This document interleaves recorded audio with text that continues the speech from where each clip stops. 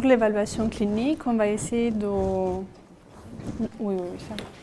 regarder les symptômes sur les 3 axes de trépied diagnostique, qui est devenu une diade dans le DSM-5. Donc, on essaie d'investiguer la communication verbale ou non verbale, les interactions sociales et les intérêts, les activités restreintes et répétitives et les stéréotypies. Donc, concernant le langage peut être absent ou présent. On considère que le langage est présent et fonctionnel s'il y a des phrases avec des associations de 3 mots, dont un verbe. Quand le langage est présent, on cherche des particularités dans la prosodie, dans la construction du langage, dans la syntaxe, dans l'usage du langage dans la communication sociale, la syntaxe, les néologismes et le langage idiosyncrasique. C'est vraiment une utilisation particulière du langage où la personne, l'enfant ou l'adulte invente des mots ou détourne le sens des mots pour dénommer quelque chose. C'est, par exemple, un des enfants me disait que pour désigner un oiseau, elle disait porteur de plumes, par exemple. C'est bon, mais c'est quelque chose de particulier. Ça, c'est idiosyncratique. Oui, le langage idiosyncrasique. Ouais. Ouais, parce que le néologisme, c'est vraiment un mot qui n'existe inventé. Pas. Cet exemple-là, c'est idiosyncratique. Ouais. Pour un néologisme, il y a un enfant qui nous a demandé récemment si on aime luger. Si on aime luger, c'était la luge, il aime les sports d'hiver. Oui. Il faut faire la différence entre l'utilisation de ce langage-là, des situations de taquinerie, de jeu, des habitudes au niveau familial.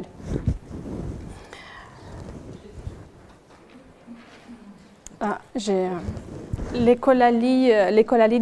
écolalie différée. D'accord.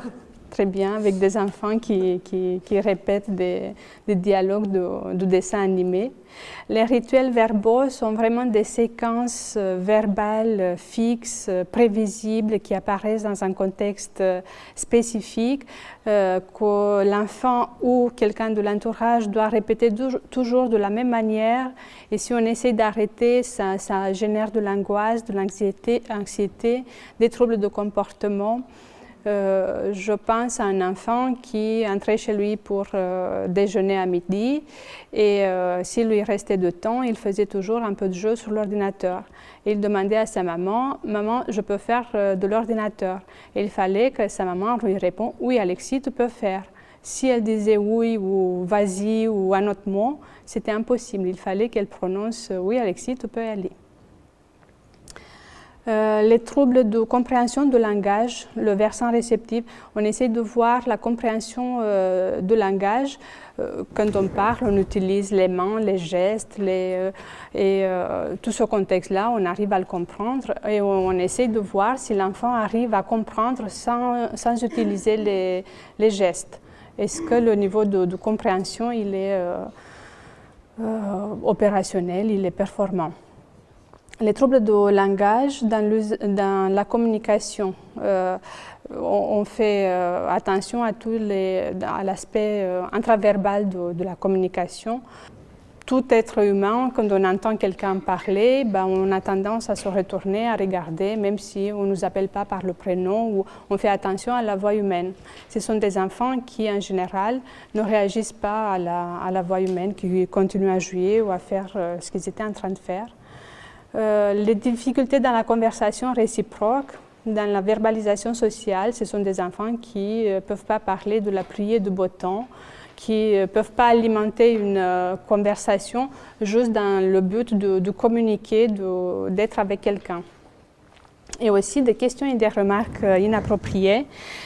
Il y a une mauvaise compréhension d'indices sociaux, du contexte social, de l'impact de ce que l'enfant peut déclencher, peut faire chez l'autre.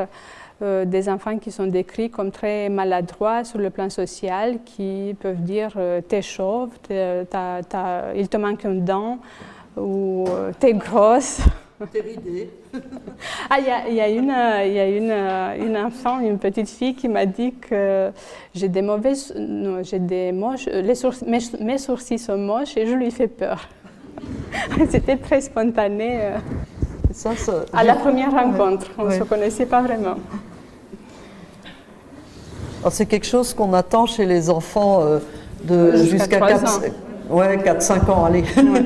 Mais les enfants ordinaires, passés un peu ce stade-là, ils ont à peu près compris ce qui se dit et ce qui ne se dit pas. Alors que les enfants avec TED, ils vont comprendre ça beaucoup plus tard, avec beaucoup plus de mal. Donc les parents disent souvent voilà, qu'ils ont peur qu'ils leur fassent honte par leurs réflexions. On essaie de voir aussi comment l'enfant il peut compenser l'absence ou le retard de langage par des gestes. Et on va regarder le pointage. Le pointer est vraiment un geste communicatif d'attirer l'attention de quelqu'un, de montrer un objet, de regarder encore pour se rassurer que la personne a bien regardé, qu'on a partagé l'attention sur le même objet. C'est ce qu'on appelle le pointage protodéclaratif. Et le pointage chez les enfants, parfois, il n'y a pas de pointage, il y a vraiment une impossibilité de partager l'attention avec quelqu'un, ou il y a un pointage proto-impératif, ça veut dire qu'il pointe, mais pour demander un objet. Et en général, il regarde l'objet, il montre avec le doigt, mais ne va pas regarder la personne à côté. Il n'y a pas vraiment de partage d'attention.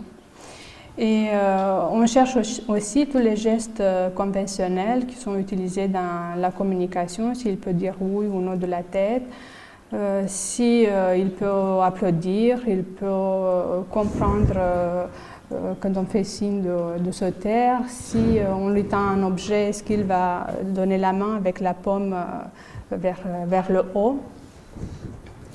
Tous les gestes qu'on utilise dans une conversation sans vraiment se rendre compte ou qu'on a intégré de manière tout à fait naturelle. On essaie de voir aussi le jeu de faire semblant.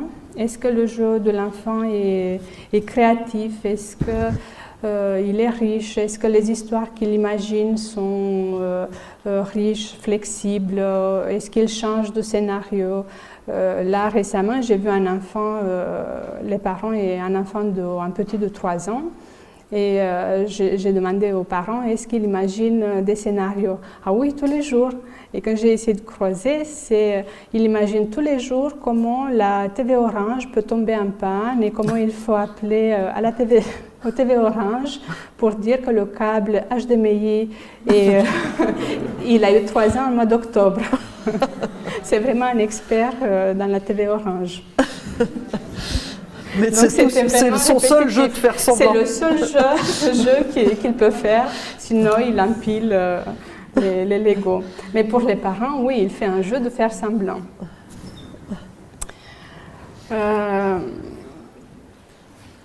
On observe l'échec dans l'utilisation des gestes non-verbaux pour réguler l'interaction sociale, les expressions faciales, le sourire social. Quand on croise quelqu'un, on va dans un secrétariat, on ne connaît pas la secrétaire, mais on sourit et on lui dit bonjour. On essaie aussi de voir comment il peut jouer avec ses pairs. Est-ce que c'est un jeu vraiment partagé? Est-ce qu'il peut se plier aux demandes des camarades, où il impose ses jeux, ou au contraire, il est à côté du groupe en train de faire ces trucs ou de rêver à quelque chose. Et souvent, les parents disent, mais quand on va dans les parcs, il ne va pas avec les autres, il reste à côté, ou j'essaie de l'introduire, mais il préfère jouer tout seul. Il y a un manque de plaisir à partager. Ce sont des enfants qui ne vont pas venir partager avec les parents ou quelqu'un d'autre un nouveau jouet ou quelque chose qui leur fait plaisir, rien que pour partager, pour montrer. Et même parfois les jouets qui sont en lien avec leur intérêt, ce n'est pas vraiment de partage. Ils peuvent aller chercher quelqu'un pour parler de son intérêt, de son thème préféré, mais il ne va pas chercher voir est-ce que la personne en face l'écoute, le regarde, lui pose des questions, ou il est parti dans un discours monotone et monologue finalement.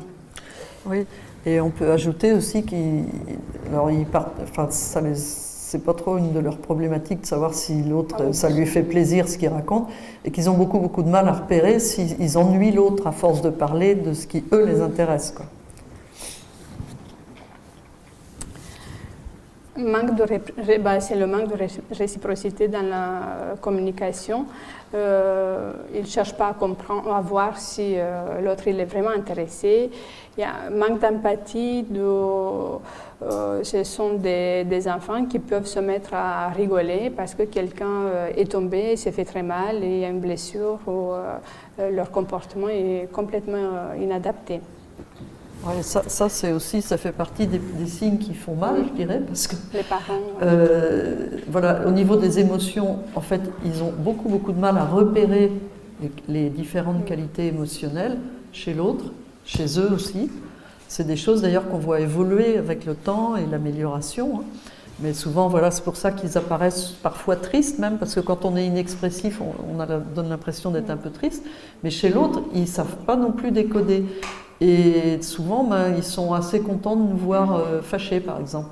Donc s'ils ont fait quelque chose qui nous a fâchés, ils vont nous... Parce que quand on est fâché, qu'est-ce qui se passe? On devient beaucoup plus animé, beaucoup plus présent à la situation. Éventuellement, on change un peu de couleur, on fait des gestes, voilà. Et eux, ils peuvent trouver ça intéressant. Et c'est dans ces moments-là, l'enfant qui va se mettre à rire quand on le gronde.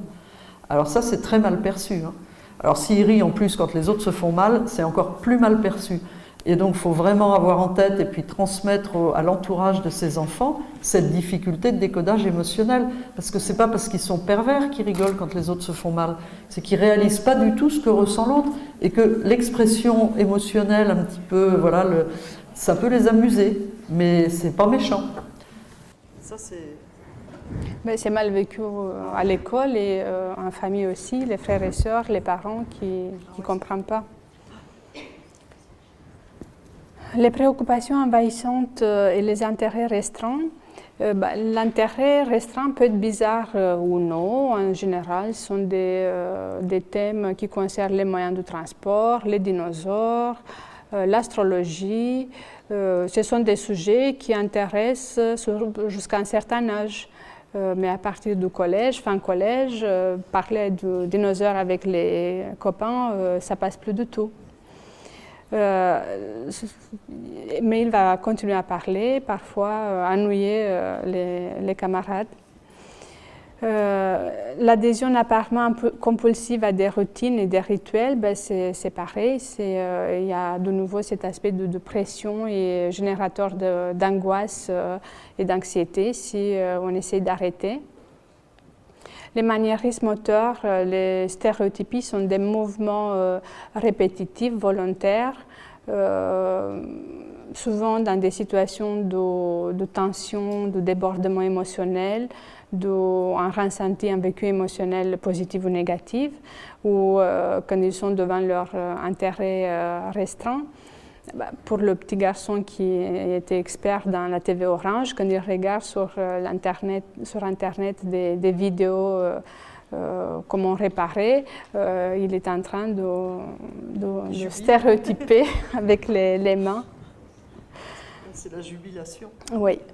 Ils sont débordés par leurs émotions. Préoccupation pour des parties d'objets ou des éléments non fonctionnels. Ils ne sont pas intéressés par l'objet lui-même, mais ils sont intéressés par la texture, par l'odeur, par la couleur ou par la fonction.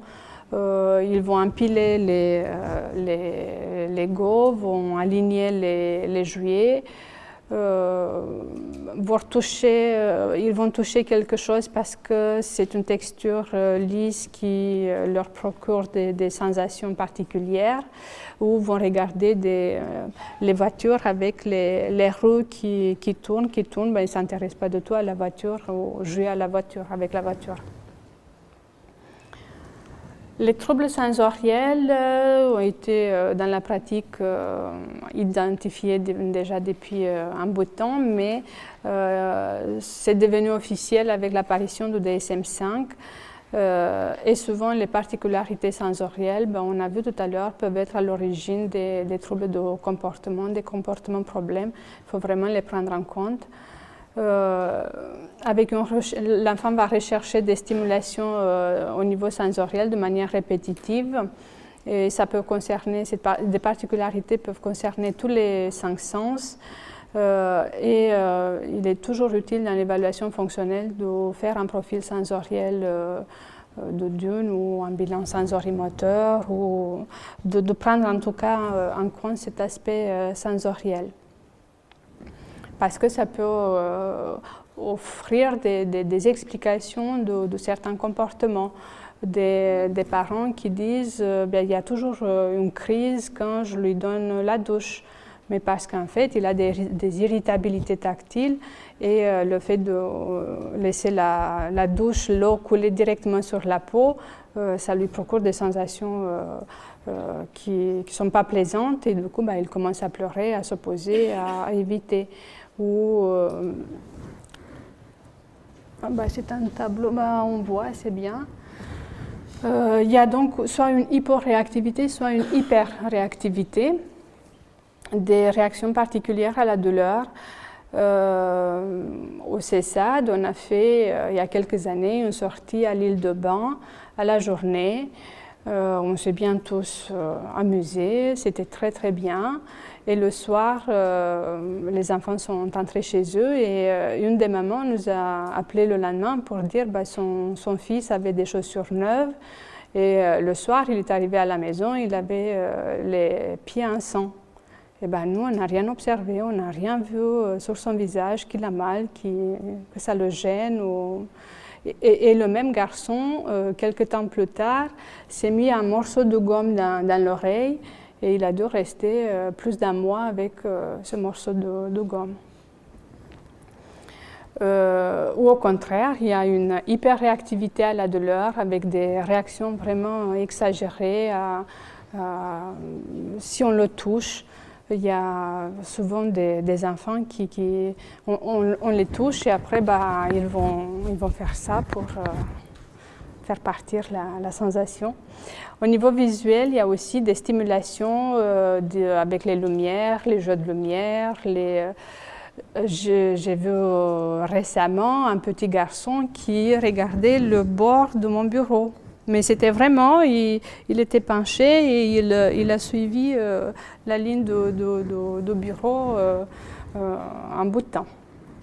Et d'ailleurs, c'est un des signes qui a inquiété la maman, un des premiers signes qui a inquiété la maman. Au niveau auditif, souvent il y a des hypersensibilités au bruit qui se manifestent en général à l'école, à la cantine, qui est un lieu très très bruyant, ou dans la classe s'il y a de bavardage, et ça peut générer des troubles de comportement. Salle de motricité aussi. Oui.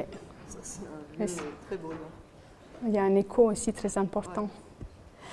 Au niveau vestibulaire, ce sont des enfants qui vont se balancer, qui se procurent des sensations, des enfants qui adorent faire le cheval à bascule. Il y a plein de jeux qui leur procurent des sensations, des sensations sensorielles particulières et qu'ils vont rechercher. Il y a une maman qui me disait « le cheval à bascule à la récré, c'est que pour ma fille, elle le partage avec personne ». Au niveau du goût et de l'odorat, il y a aussi des particularités avec des enfants qui vont renifler tout le temps et tout, ou qui vont renifler la nourriture. Il y a une maman qui disait qu'elle ne peut pas faire avec les yeux, comment ça s'appelle, l'omelette, parce que son enfant ne supporte pas l'odeur de l'omelette. Il est toujours intéressant de faire un bilan oralité, surtout chez les tout petits, Souvent, on voit ce qu'on appelle un syndrome de dysoralité qui relie des difficultés de langage, difficultés de déglutition, difficultés alimentaires avec des sensations hypernauséeuses, des enfants qui préfèrent les textures lisses ou au contraire les textures très, très dures.